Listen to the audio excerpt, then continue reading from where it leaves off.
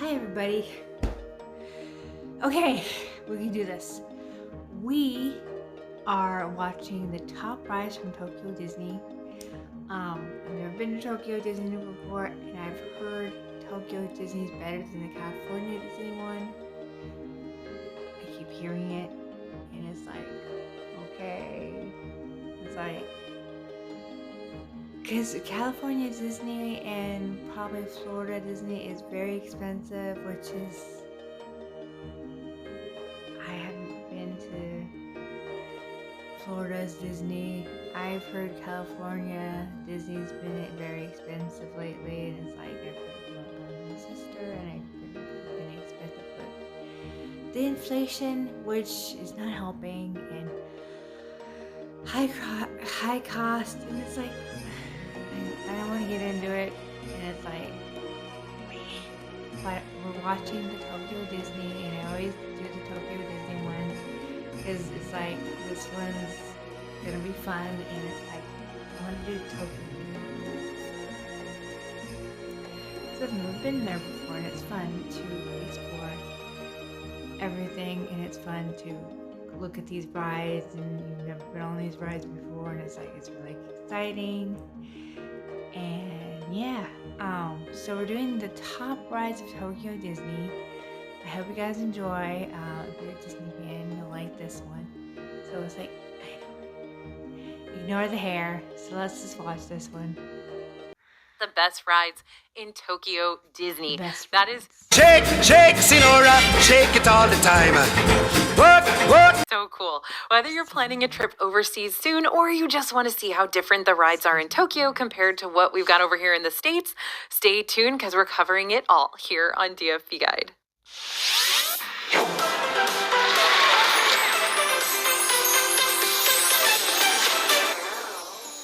Hey everybody, it's AJ for Disney Food Vlog. I just got back from Tokyo Disneyland and Disney Sea a couple of weeks ago, and I had an absolute blast. There is so much food and entertainment and amazing merchandise and of course state-of-the-art rides and attractions. But I wanted to take y'all inside the Tokyo parks with me today because I want to show you what rides are completely different from what we're used to in the States, which ones are pretty similar, if not exactly the same, and how you can maximize your time in both Tokyo Disneyland and Tokyo Disney Sea for any and all future bucket list vacations. And I will say this, if it's even something you're considering, definitely step on that gas pedal because those parks are amazing. I know everybody says Disney Sea is the best Disney park. It really is incredible for so many reasons, and so I can't wait to talk to you about it here. Now, two important things before we get started. This top 10 list could and probably will drastically change by next summer because on June 6th, 2024, the new Fantasy Springs expansion is going to open in Tokyo Disney Sea, bringing with it 3 new themed areas based on Tangled, Frozen, and Peter Pan.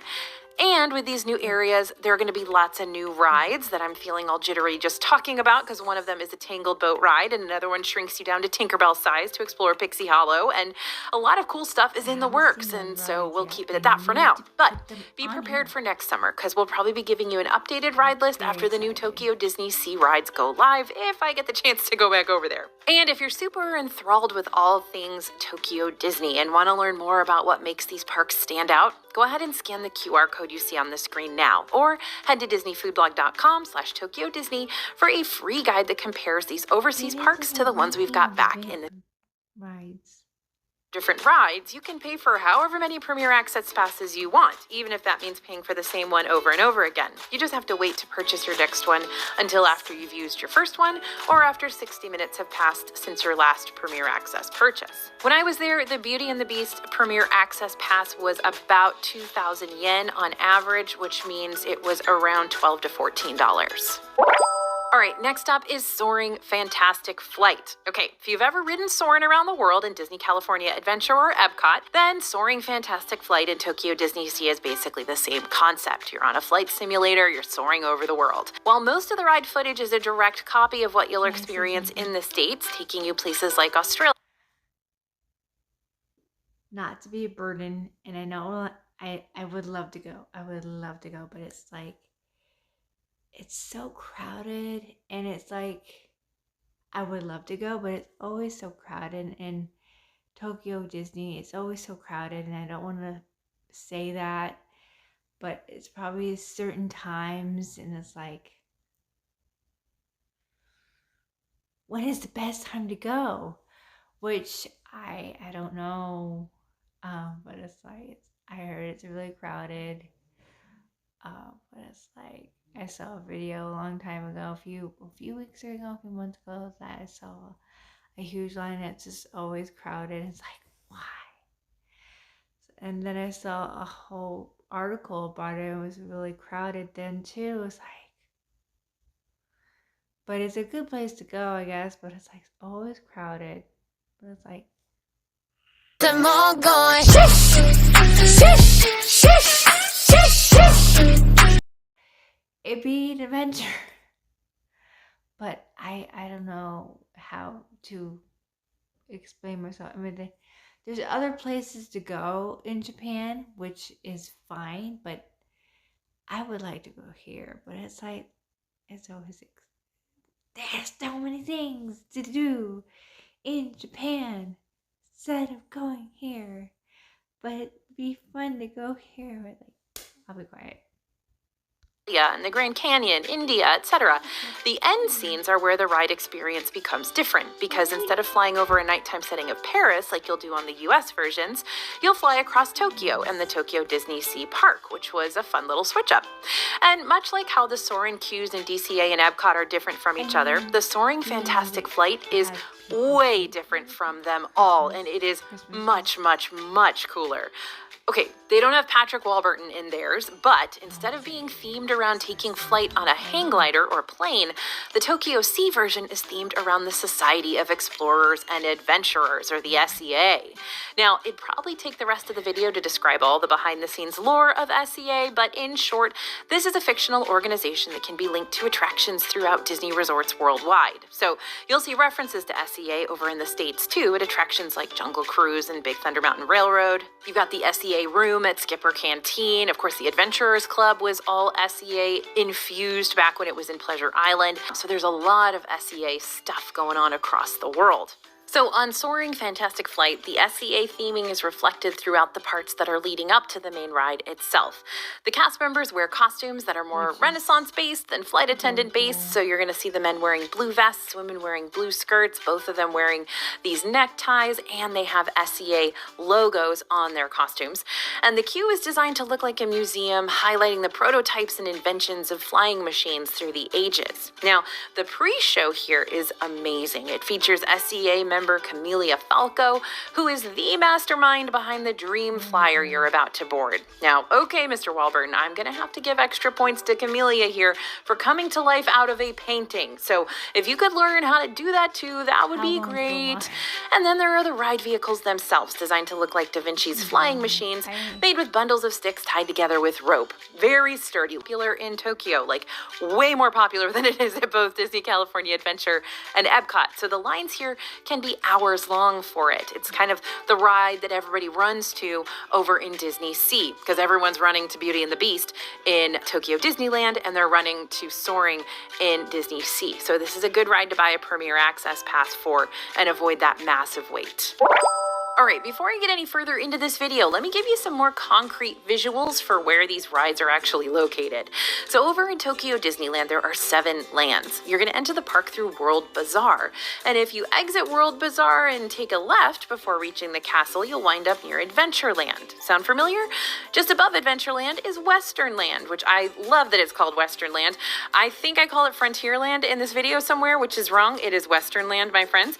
And just above that is Critter Country toward the very back of the park. But if you were to take a right before the castle instead, you'd wind up in Tomorrowland, also familiar. Keep walking toward the back of the park from there, and you're randomly going to pass France, because that's where Beauty and the Beast is. Can't explain it. Then you're going to run right into Toontown after that, and then Fantasyland. So that weird, but whatever, in the Haunted Mansion. So meanwhile, over in Tokyo Disney Sea, there are also 7 lands you need to know about. The front of the park leads you immediately into Mediterranean Harbor, where Soaring is located, but to the left of that is the American waterfront area. The back left-hand side of the park will eventually lead you to Port Discovery, which is of course where Aquatopia is. But the very, very, very back of the park, more on the right-hand side, that's where you're going to find Lost River Delta. The right side of Disney Sea is also home to Mermaid Lagoon and Arabian Coast, which are right up next to each other. While the heart of the park, that big old volcano, is Mysterious Island. Now, don't forget, Fantasy Springs is going to be opening soon, where you're going to have Frozen and Peter Pan and Rapunzel areas of that particular port. So that's going to be the 8th port there for Tokyo Disney Sea. Got all that? Good. Okay, now on to our regularly scheduled program.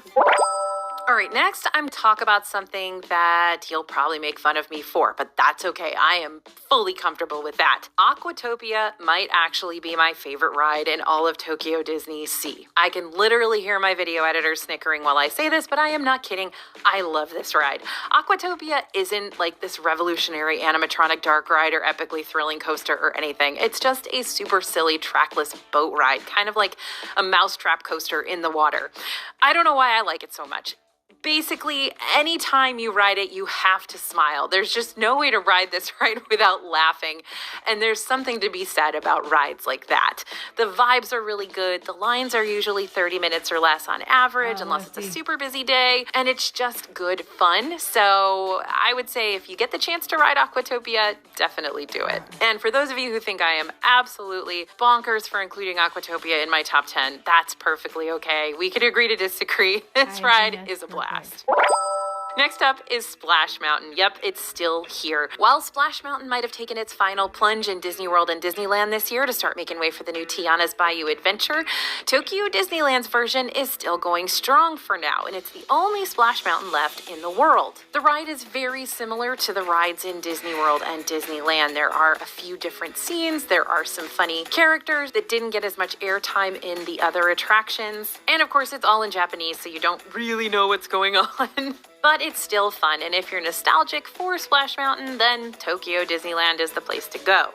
Now, this classic log flume ride continues to be really popular in Tokyo. Again, this is one of the probably top 3 rides in Tokyo Disneyland, and you're gonna see the probably top 3 rides in Tokyo Disneyland, and you're gonna see the probably top 3 rides in Tokyo Disneyland, and you're gonna see the